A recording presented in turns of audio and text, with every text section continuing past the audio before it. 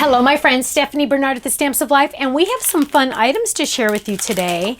First is our Sprinkles stencil. If you missed it in the birthday kit, now is your chance to get it.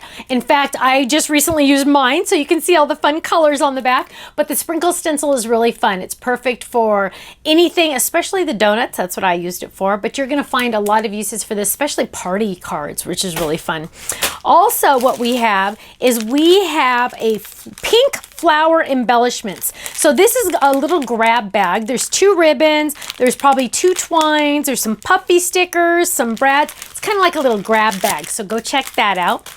We're also finally releasing our poppy ink. Yay! It is a beautiful, beautiful red. It's almost a pinkier red, but it is a beautiful red, totally different than strawberry. So go check out the poppy if you don't have that already, because you would have gotten it in the kit if you would have purchased it.